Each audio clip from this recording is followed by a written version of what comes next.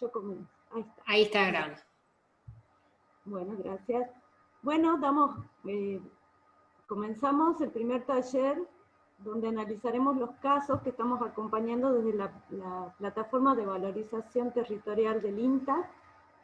Está integrada por, Marcelo Champredonde, Mercedes Ejarque, Pedro Bacos, y Marianela Porro, está también Estefanía Cutró, Verónica De Angelis, Santiago Santini, Matías Centeno, y bueno, quienes hablan, Andrea Chávez. Y bueno, ¿querés hacer una introducción de la intención del taller, Marcelo?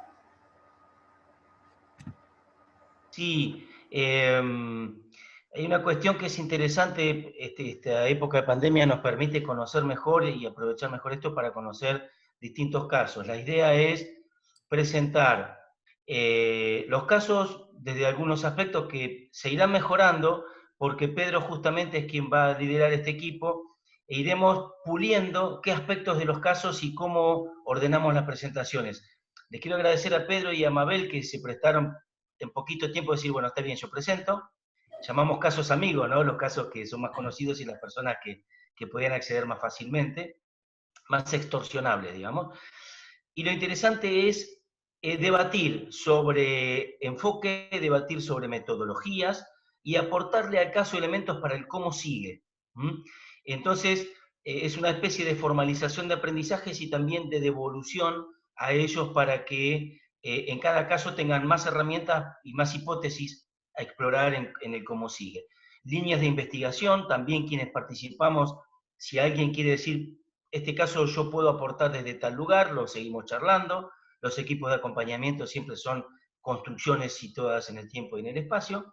Así que bueno, son las oportunidades de intercambiar y quizás de integrarnos también en torno a distintos casos. Bueno, continuamos. Ya directamente vamos al primer caso, que lo va a presentar Pedro Bacos de Misiones, es un estudio de los vinos colonos en Misiones. Hola, Pedro. Hola, ¿cómo andás? Bueno. ¿Pongo compartir pantalla?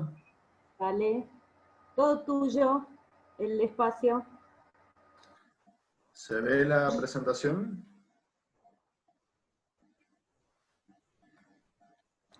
No la veo yo, al menos. A ver.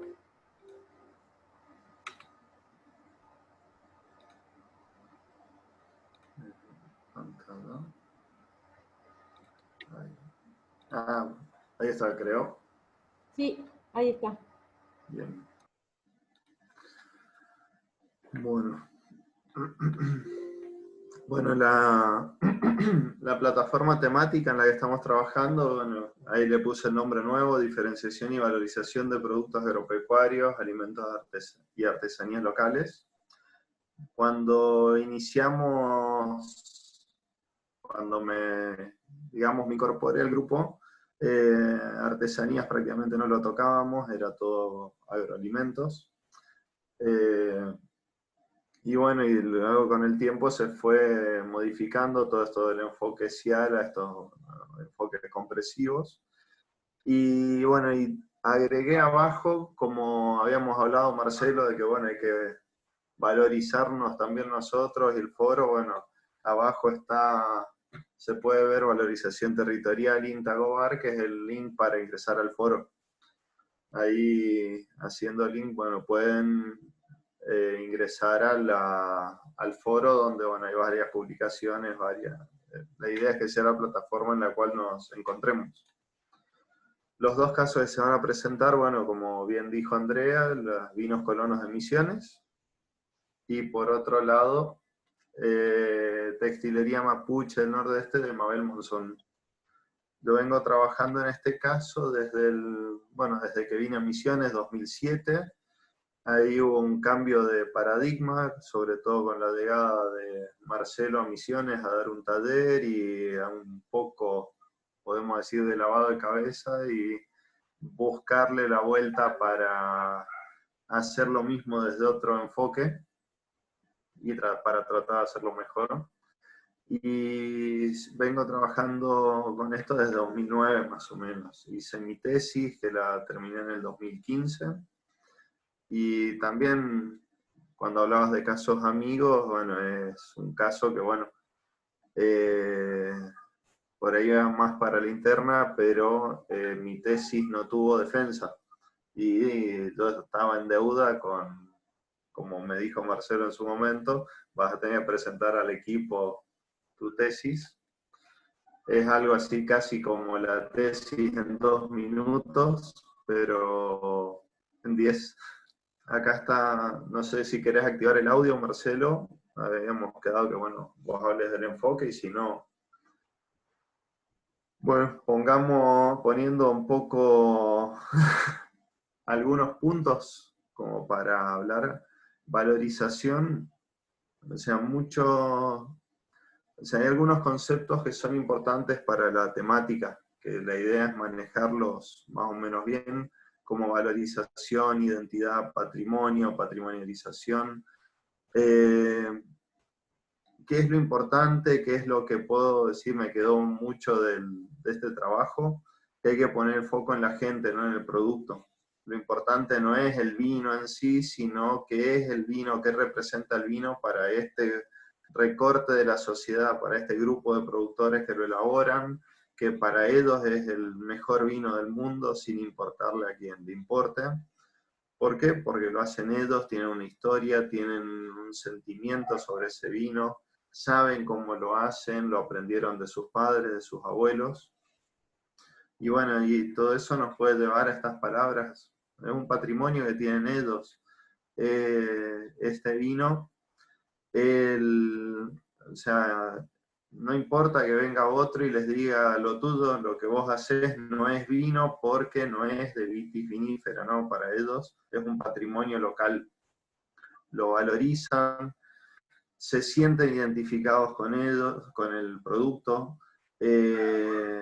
Antes por ahí lo vendían sin etiqueta, hoy le ponen una etiqueta. El ponerle tu etiqueta al vino significa de que lo estás reconociendo como propio, eso genera una identidad muy grande. Y un enfoque también, parte de este enfoque que es muy importante, es de que siempre se terminaba hablando de si es más rico, más feo, si es mejor, si es peor, y eso no entra dentro de lo que sería el ámbito académico. O sea, necesitamos objetivar esos sentimientos, eso que siente la gente, para poder darle un valor central. Entonces, es importantísimo trabajar con la gente, tanto el que tiene el saber hacer de elaborarlo, como el saber hacer de consumirlo. Los elaboradores y consumidores conocedores. Estuve imaginando cómo sería esto en las artesanías, pero bueno, Mabel ya lo hablará un poco más. Pero sí, el tipo de trama de las telas, el tipo de colores que se usan, los dibujos, como hablamos en su momento con la gente de Catamarca, de los ponchos. Cada uno tiene o sea, cada parte de la población se identifica con un cierto tipo de poncho, por ejemplo, y bueno, para el de afuera es un poncho, y para el local pueden identificarse en base a las tramas de la tela o los colores que tiene. En el caso de este también se logró hacer bueno, degustaciones de vino en las cuales se ponían tanto vinos de la variedad local elaborada en otra zona como en las distintas zonas de Misiones, y se lograron algunos resultados interesantes que vamos a hablar enseguida. Cuando hablamos de territorio, no es solo la parte geográfica, como, bueno, casi calculo que todos sabrán. Hablamos en este caso de la provincia de Misiones, con condiciones agrometeorológicas, agroclimáticas, muy, se puede decir, como se ven muchos casos de que sería imposible producir uva en una zona con 2000 milímetros, con temperatura media arriba de 23 grados, temperatura media anual. todo esto con una diferenciación en el tipo de uva que se usa. No es lo mismo hablar de uvas americanas que de uvas europeas. Para el común de la gente, las uvas que conoce son las que, por ejemplo, acá en Argentina se producen en todas las provincias que dan contra la cordillera: Mendoza, San Juan, Salta, Catamarca, La Rioja, La Pampa, y bueno, otras provincias más, que bueno, esa es la uva que es reconocida en Argentina para elaborar vino.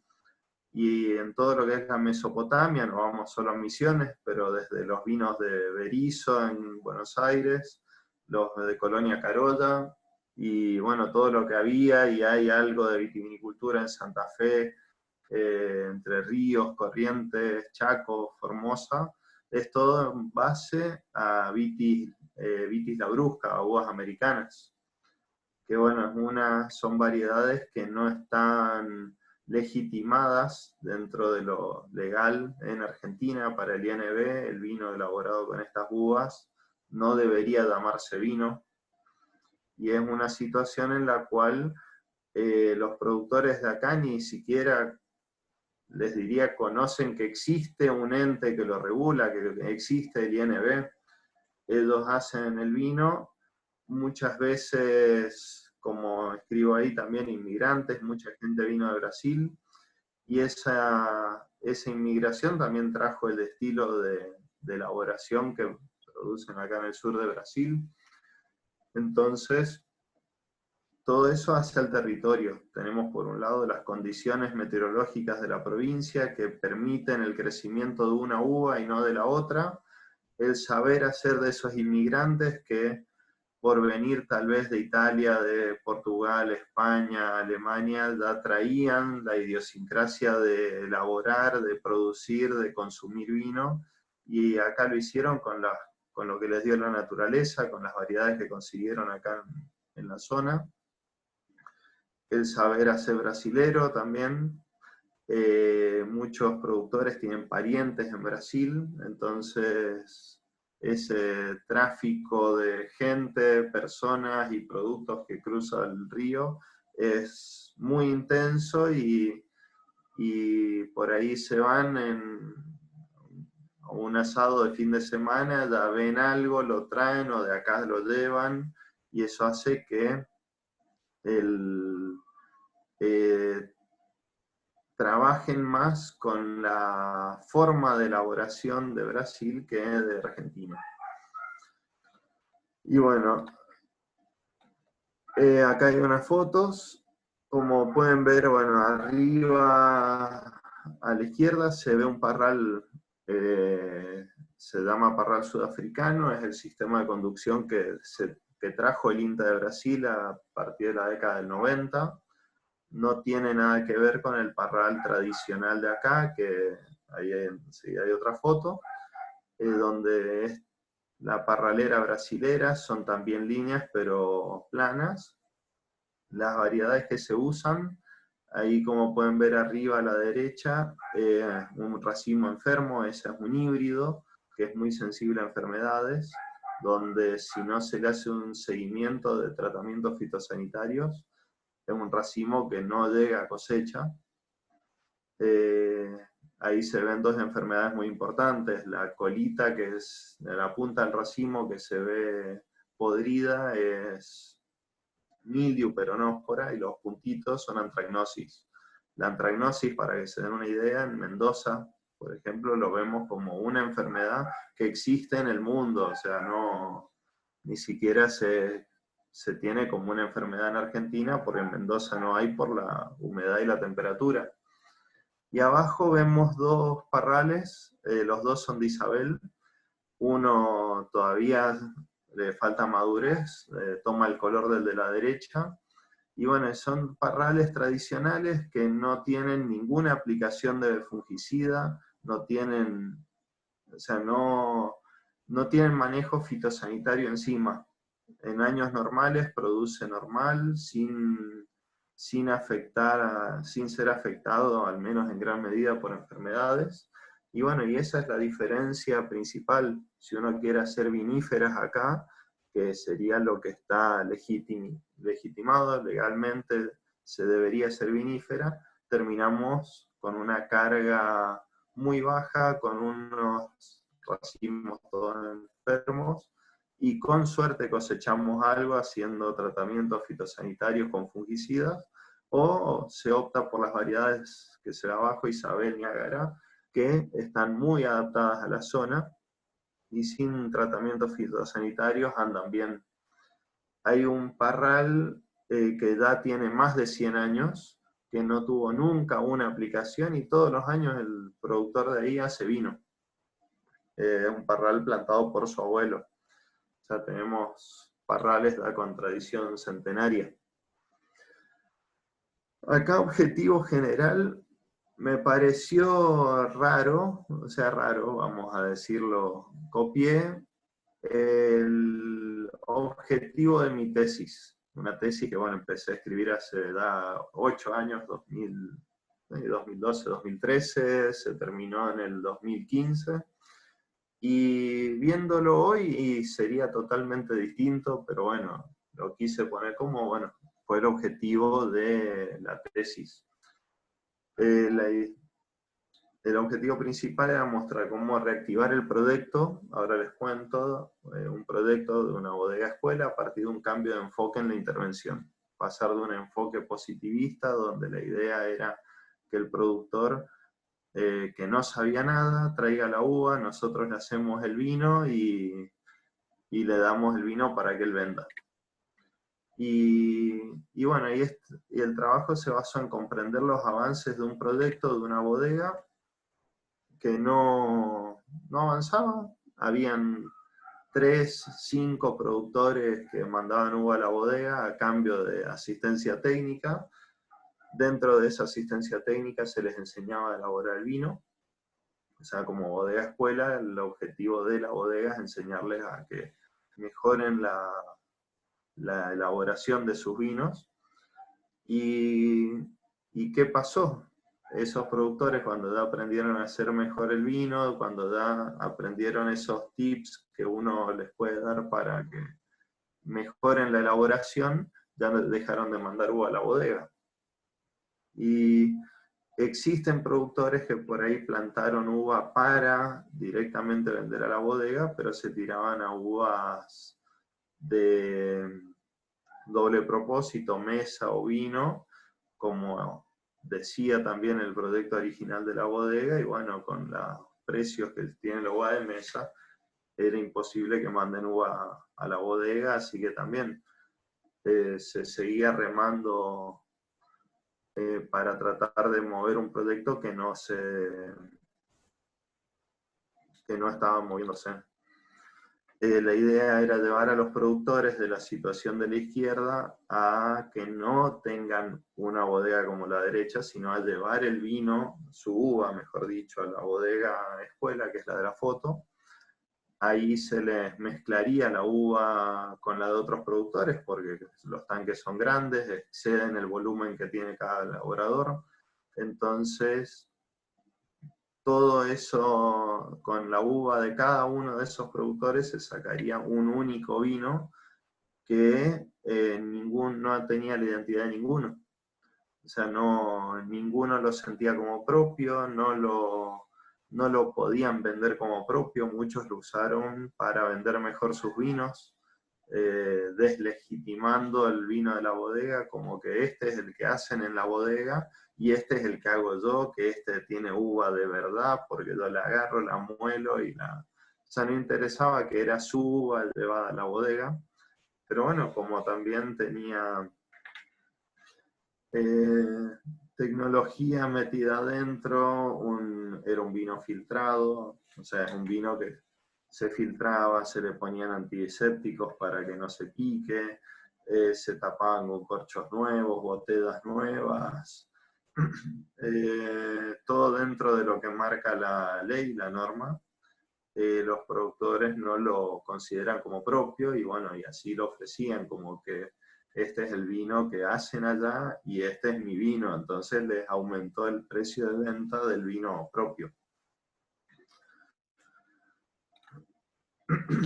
en lo que es la trayectoria del caso, bueno, como les decía recién, se cuenta con una historia centenaria, rasguñando un poquito en los libros, más que libros de historia, sí, algo de libros de historia, pero en historia sudamericana.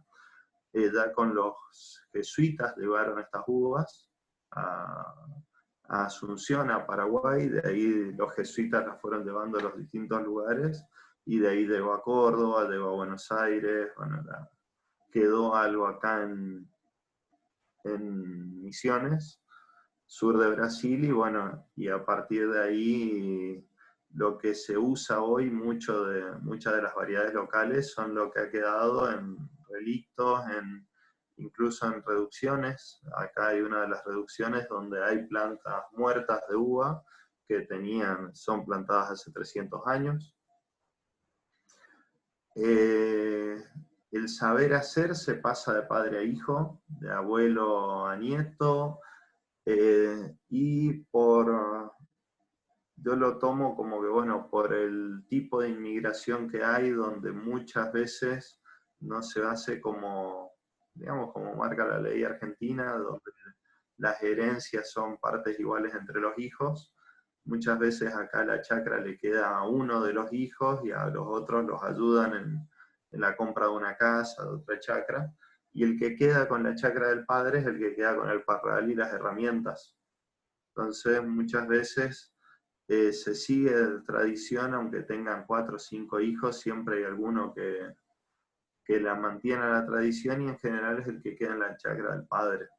Y en algunos casos se ha dado donde el padre le ha dado las plantas a los hijos para que armen su parral en otros lados. Así también, bueno, se vieron algunos movimientos dentro de la provincia.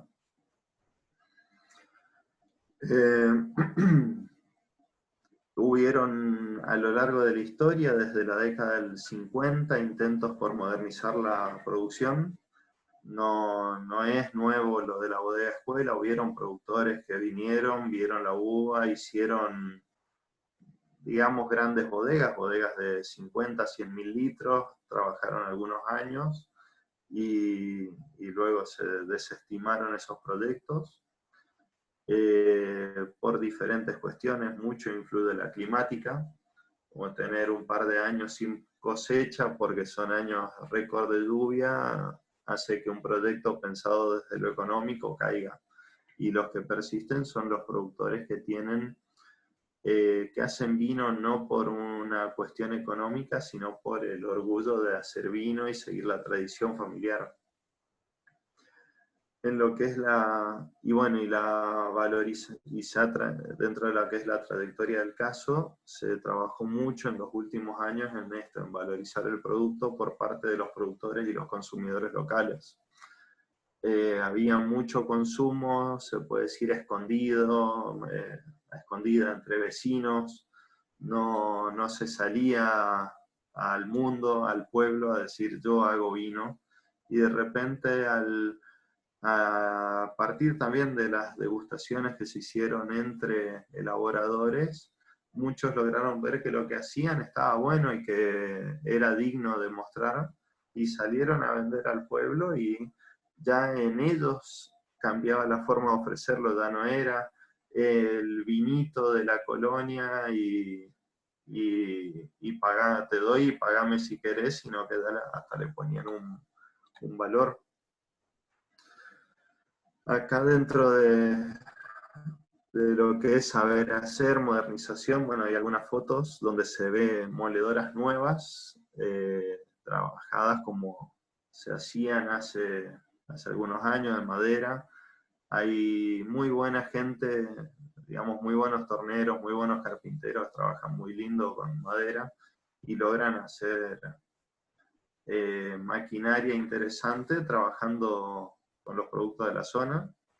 En la foto de abajo a la izquierda es un productor, bueno, el mismo productor arriba y abajo, que molían a pata, y estuve cuando se estaba haciendo el trabajo, y bueno, y sí, no vamos a decir insalubre, pero bueno, hay condiciones que no uno las consideraría que no corresponden o que uno no puede salir a vender un vino pisado a pata como se hizo tradicionalmente durante milenios.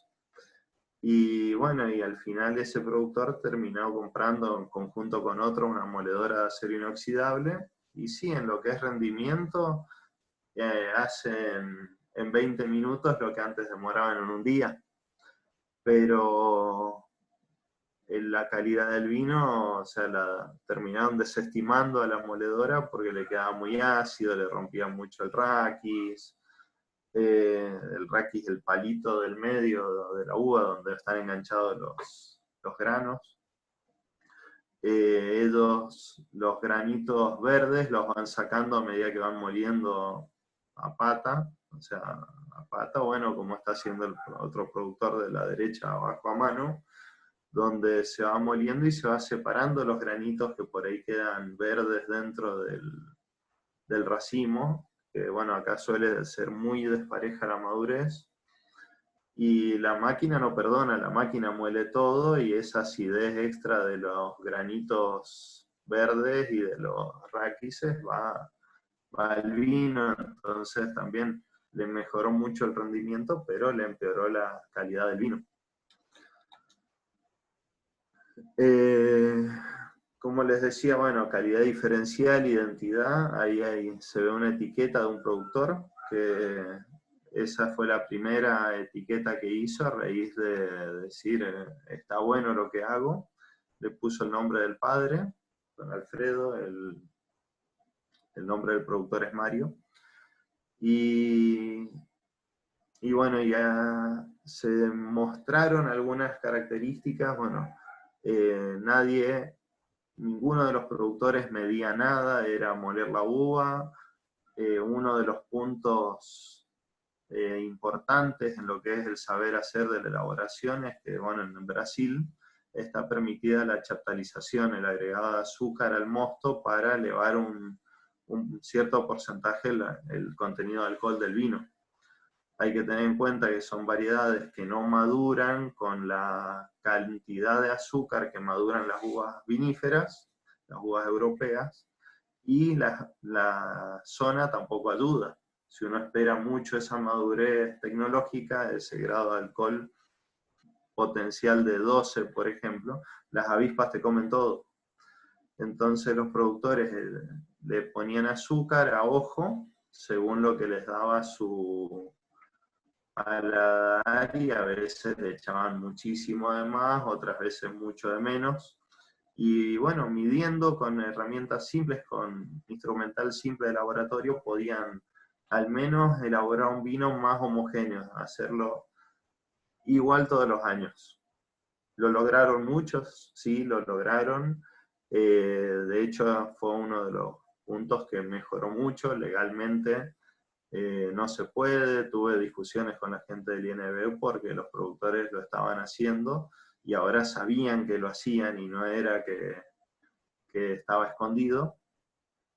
Y bueno, y el cuidar más las botellas, las damajuanas, el recipiente, taparlo, evitar las moscas. Por ahí parece una pavada, pero cualquiera que ha visto una bodega en elaboración, si queda un granito caído en el piso, ahí aparece drosófila, las mosquitas esas chiquititas del vinagre. Y bueno, y muchos parrales están al lado de la bodega, y bueno, cualquier grano de uva que caiga ahí en el parral, también es un foco de contagio. Entonces, protegiendo del ingreso de moscas a la bodega, al contacto con el vino, también mejoró muchísimo la calidad. Y eso, bueno, como viene dentro de un ratito, fueron puntos que se mejoró mucho la calidad sin perder la identidad. Y hay otros factores, por ejemplo en la moledora, donde sí se mejoró la producción, se mejoró la productividad, pero se perdió la identidad. Al vino en la copa no lo consideraban propio. Y un punto dentro del aprendizaje que se puede decir me ha llevado a varias discusiones dentro de INTA y en otros ámbitos, de que hay motivaciones que no son solo las económicas. no hay productores en Misiones que elaboren vino para ganar dinero.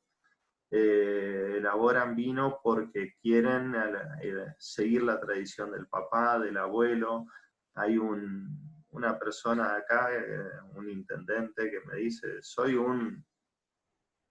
me dio su apellido, ¿cómo yo no voy a hacer vino?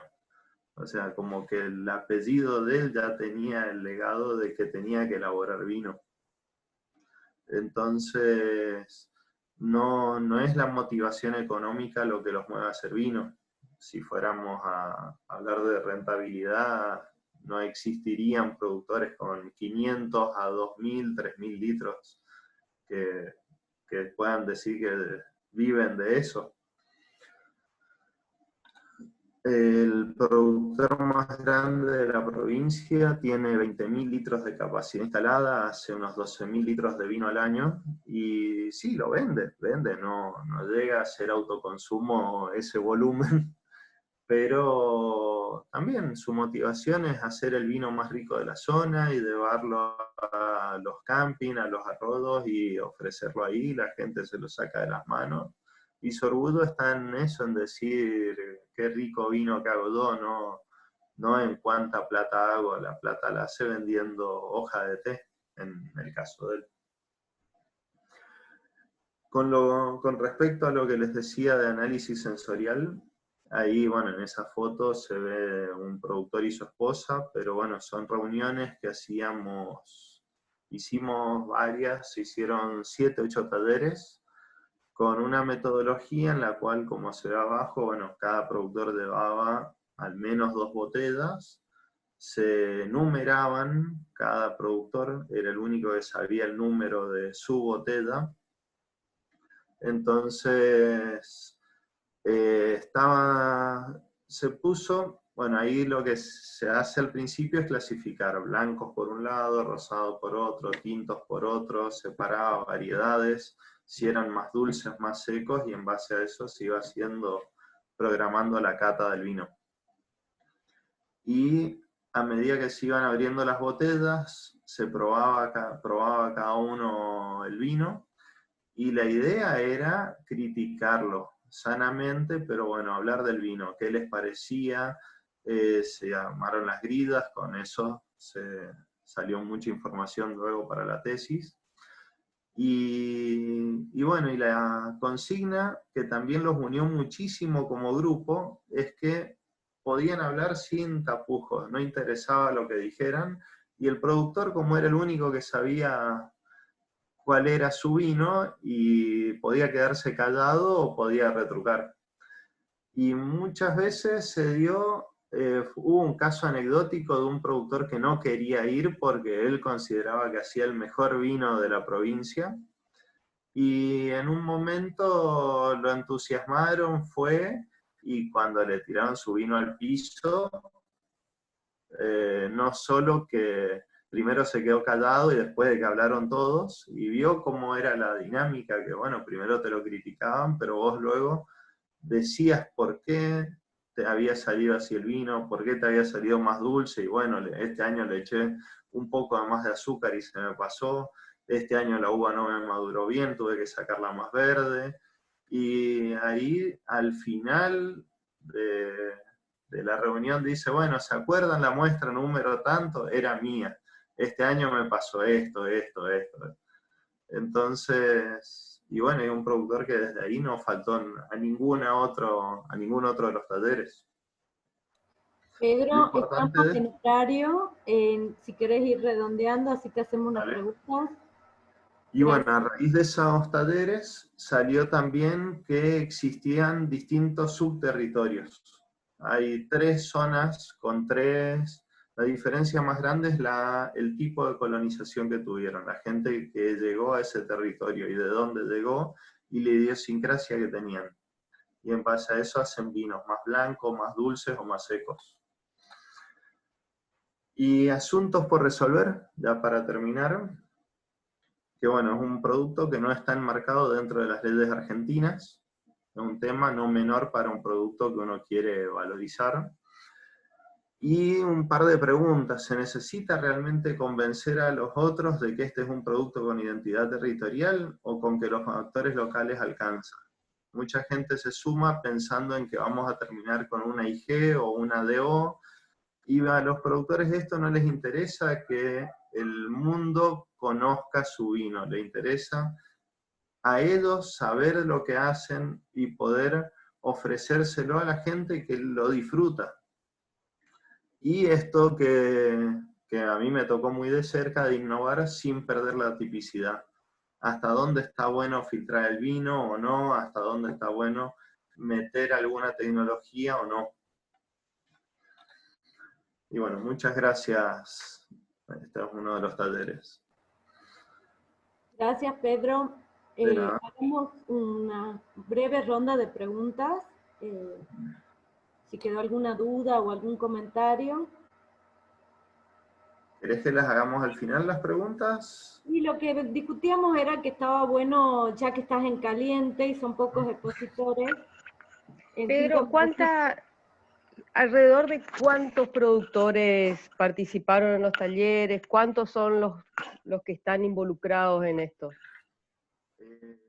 Cuando se hizo la tesis, eran 52 bodegas las que yo había relevado en la provincia. Habían más, pero las que logré llegar a visitar durante el proceso fueron 52.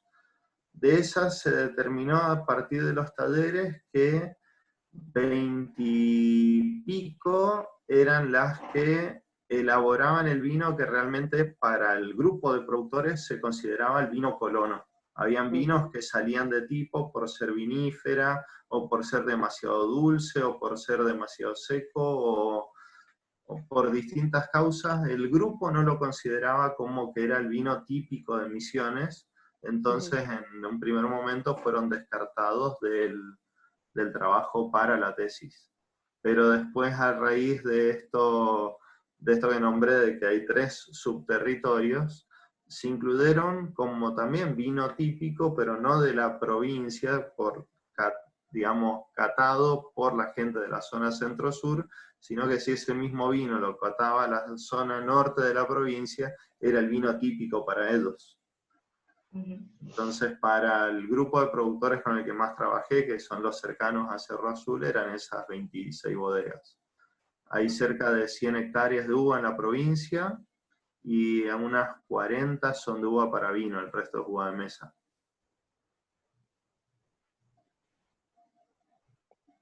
Yo quería, preguntar. Hay una pregunta de alguien en el chat, Andrés. No puedo ver el chat yo.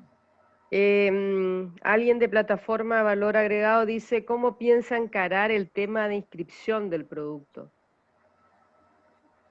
Y bueno, lo que se hizo en un principio existen en el país 2 bodegas en Colonia Carolla, una en Berisso y esta de Cerro Azul, que son las que legalmente pueden elaborar vino de las Brujas.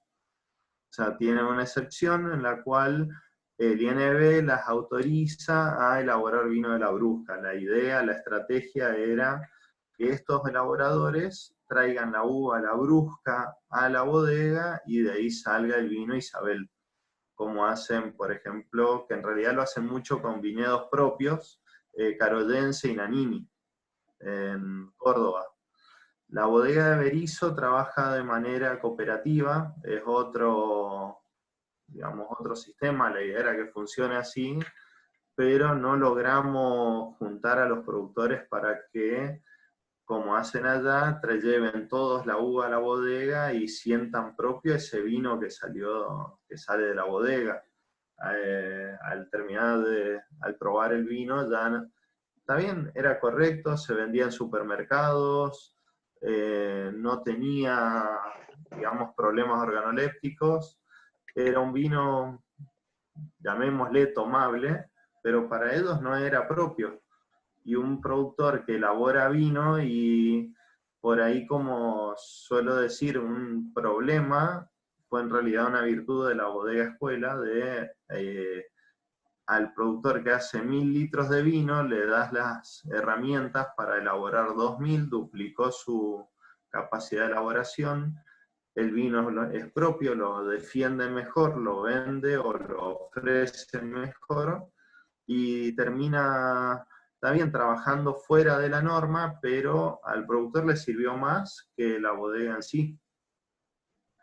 La bodega como proyecto exitoso, y lo vemos por el grupo de productores que en conjunto elaboraron, prácticamente duplicaron su elaboración de vino. Como bodega, y bueno, no tuvo el éxito que uno podría decir, bueno, está hoy prácticamente parada, está legalmente funcionando, todos los años se hace alguna microelaboración, alguna elaboración con uva de algún productor, con uva del INTA, pero no tuvo la repercusión que se tenía originalmente, de que todos los productores traigan la uva y la vendan todos juntos, como funciona, por ejemplo, en Berisso. Una de las fotos que solíamos poner en Muchas Gracias final es la foto justamente del gobernador de ese momento inaugurando la bodega, donde es una foto bastante icónica, está rodeado todo de políticos y directivos, no hay ningún productor. O sea, en realidad hay una productora que representa al resto, pero los productores están relegados al fondo, a muchos que ni siquiera se los invitó a la inauguración de la bodega, que era para ellos. Pedro, acá Ana Goodman dice si la categoría de vino artesanal del INB no aplicaría. Sí y no. Al hablar con la gente del INB de Resistencia, me plantearon de que eso era, por la escala de productor entraría, pero solamente si trabajaran con viníferas, con uvas viníferas, no con la brusca. Al trabajar con la brusca, quedan fuera de la norma. Y una cosita, Pedro, si me permitís, justamente ese debate de la tipología quizás poco feliz del INB, de llamar artesanal por volumen, cuando hay micro bodegas industriales que hacen vino, y que un vino artesanal se puede hacer a gran escala. Eso fue debatido mucho con los elaboradores de vino caseros en Mendoza, ¿no?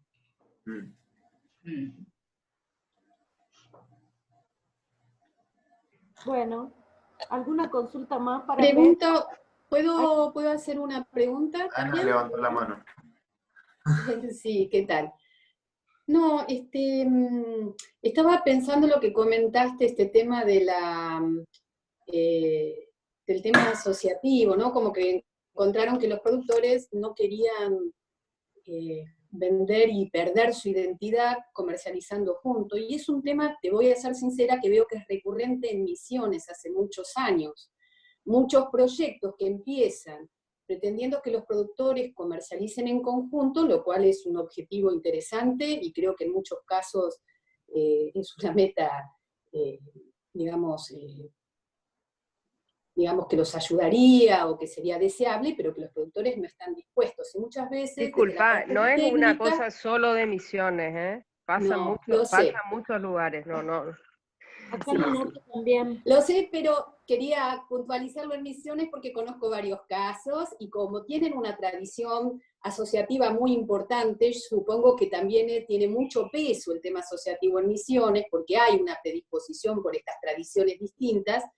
Muchos proyectos que han fracasado, inclusive con inversiones muy importantes de organismos internacionales, y es como que ahí hay una vuelta de rosca que empezamos quizás por un objetivo que nos parece loable, pero que en el camino como que tenemos que revisar esas cuestiones, ¿no? Como que siempre eso tiene que ser un paso en la discusión, no un presupuesto, supongo, eso es lo que veo en general en muchas cosas.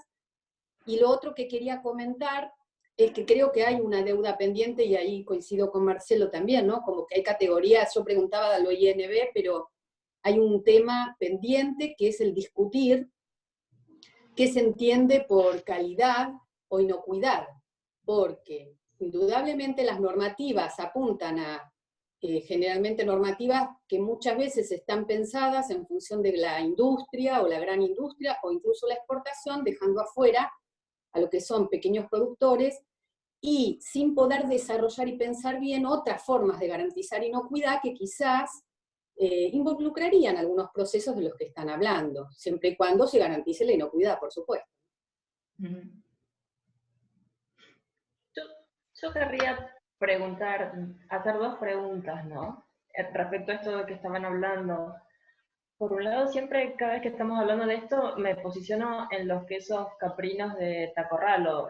Trabajo con productores caprinos que producen quesos criollos y algunos, muy pocos, quesos pasteurizados caprinos, y son productores también de cabritos. Y que tienen ciertas características.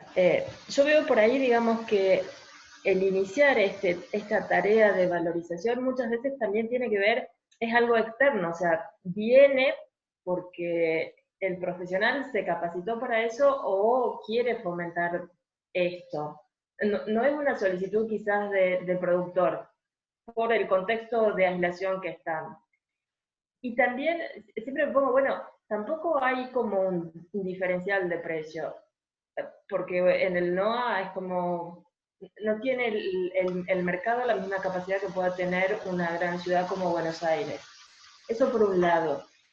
Y después también lo que estamos intentando hacer, además de caracterizar y avanzar en esto de poder tipificar, porque bueno, yo creería que nosotros estamos muy pegados a Santiago del Estero, que quizás sea una característica no solamente de Tacorralo, que siempre dicen que el queso, o sea, que lo venden o sea, toman como el queso que venden en Tacorralo, Tucumán, es de los santiagueños.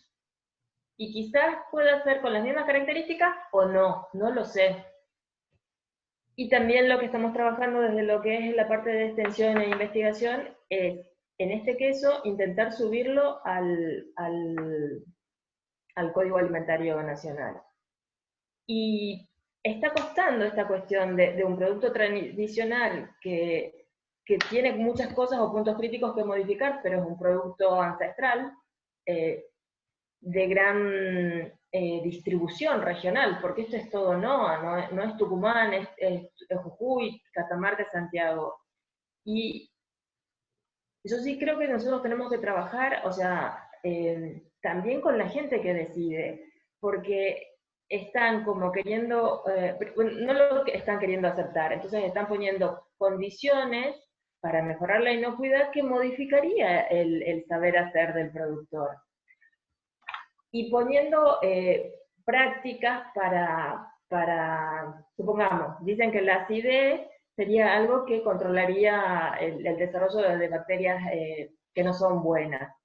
Entonces, lo que quieren hacer es poner bacterias lácticas, que no es un saber hacer, que hay que tenerlas. Y entonces también, o sea, como que la legalidad corre por otro lado. Bueno, nos falta capacitación o algo así, o sea, los productos tradicionales les cuesta estar en el código alimentario cuando en el proceso, al final quizás sea un producto inocuo, pero nos toca, desde el mismo INTA también, porque estoy en la plataforma de la, vos has visto, Marcelo, de la 517, o sea, ¿qué nos está pasando?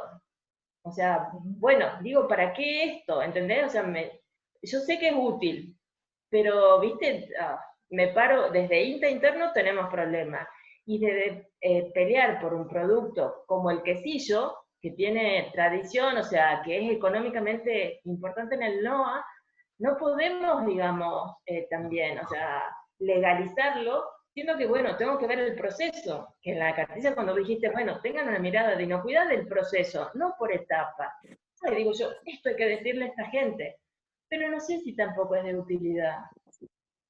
Bueno, yo estoy haciendo el curso porque me resulta muy interesante, porque necesito desburrarme, y porque, bueno, soy ingeniera zootecnista, o sea, que sepan las limitaciones que tengo. Silvina, estamos muchos con tus mismas preguntas y con tus mismas reflexiones. En todo el país calculo lo que es vinos como Pedro, lo que es quesos, y también los que trabajamos muchos años con los dulceros, que a veces hacen dulce en su casa y no lo pueden vender porque no tienen las habilitaciones.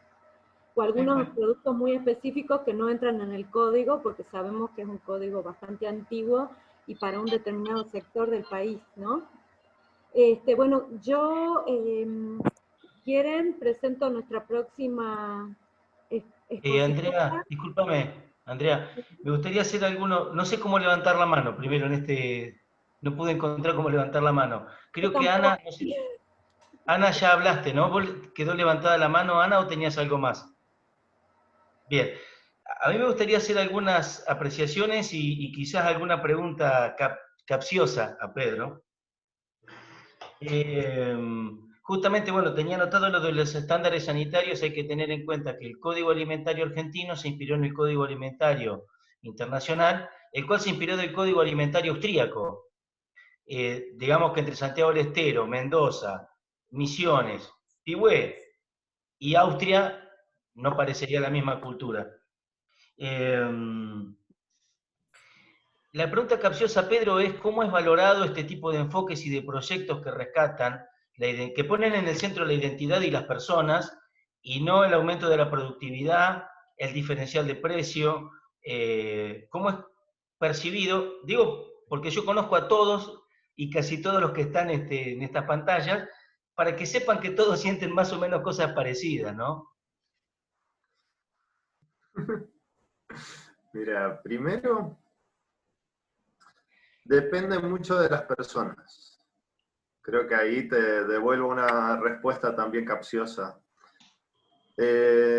Tenés, no vamos a decir, a ver, directores, por decir directores, pero bueno, entrarían coordinadores, o sea, dentro de la línea, y hay gente que está muy abierta a, digamos, muy mirando para abajo y conoce que el productor tiene esas realidades, tiene esto de la falta de asociativismo, lo de la falta de legalidad, lo de que tiene que salir a vender algo porque lo tiene que vender y sin preguntar mucho de dónde sacó la semilla o de dónde o cómo elabora el producto. Y gente que es extremadamente productivista, donde directamente si no le mostrás un balance positivo no apoyan una producción. Entonces yo creo que eso sí depende mucho de la gente, del profesional, y del peso que tenga sobre lo que estás trabajando. En el caso de la bodega, por ejemplo, o sea, por ahí uno lo dice más en chiste que en serio, pero bueno, aunque le guste a quien le guste o no le guste a quien no le guste, alguien le tendría que ir a decir a ese ex gobernador que es el peso pesado acá en la provincia, el presidente de la Cámara de Representantes, que la bodega se va a cerrar. Y bueno, y nadie quiere ir, entonces bueno, también, y no les gusta, pero hay que mantenerla. Y así con un montón de proyectos, como hablabas, tanto de INTA como cooperativas. Yo sufrí varios, se puede decir, embates de la prensa que obviamente no me pegaban a mí, o sea, usaban la bodega para pegarle a ese ex gobernador en épocas de campaña, pero también usaban a las cooperativas en las que se les daban y se les sigue dando millones para rescatarla, y esos millones no sirven para nada porque a los 3 meses hay que rescatarlas de vuelta. Y bueno, va más en el peso de esa gente y en lo que quieran o no quieran hacer. Pedro, porque en general yo te he visto, y cuando he visitado, no había una recepción con flores, carrozas y demás. Y recuerdo alguna frase de... Te pongo flores ahí en la puerta. No, pero yo te digo, no era, digamos, no era la línea que se resaltaba en Cerro Azul como el ejemplo. Y puedo citar unas cuantas historias, pero no vienen al caso. En general, va un poco de los abordajes clásicos, y la valoración no siempre estimula a seguir avanzando.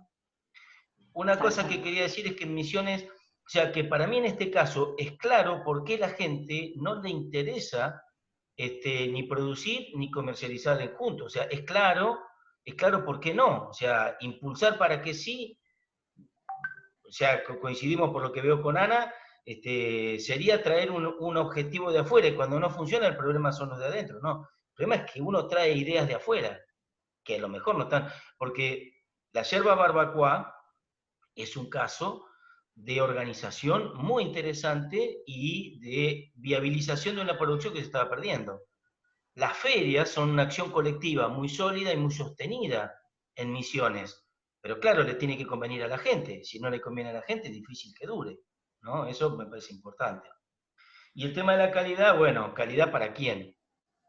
Yo, la verdad, los vinos voy, tomo, pero por ser cortés.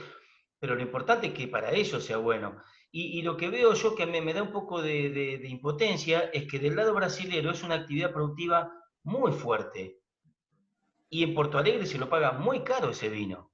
Entonces, una visión normativa de un ente que está encerrado en una provincia y con una visión, limita una actividad que podría ser más interesante en Misiones y en otros lugares. Si lo es en Brasil, que está cruzando el río, ¿por qué no lo sería en Misiones, no? Bien, listo. No, algo que iba a decir también con respecto a lo que dijo Ana y la otra que había hablado también Silvana, si no me equivoco. El tema, por ejemplo, de levadura, acá los productores lo toman como que si le pusiste levadura ya deja de ser vino. Y el vino no tiene gusto a levadura, pero ellos en las degustaciones detectan cuál es el vino de la bodega y ya dicen, ese tiene gusto a levadura, aunque no tenga. Yo llevé vino que elaboré sin levadura específicamente y le encontraron gusto a levadura. Entonces son cosas que es como decías en su momento, que ellos lo usan para deslegitimar lo otro y de esa forma legitimarse ellos. Decir lo otro es feo, lo otro es a lo que se le agregan químicos y productos y sabores y aromas para decir que lo mío es bueno. Y lo de juntar a los productores, llegaron a juntarse hasta para comparar los vinos de cada uno. En algunos casos venta en conjunto y arreglo de precios en uva en fresco. Y no más que eso, para juntarse para administrar la bodega, por ahí alguno que otro que tenían una visión más comercial querían hacerlo, pero cuando veían que necesitaban el volumen de los otros y no los podían convencer porque ellos llevan parte de ese vino como propio, o sea, la bodega trabaja maquila, les devuelve el vino embotellado. Y ese vino embotellado a esos productores no les servía porque para su circuito de venta no lo podían vender porque no era un vino, no era el vino propio. La gente que llega a la chacra de ellos a comprarle vino, busca el de ellos, no el de la bodega.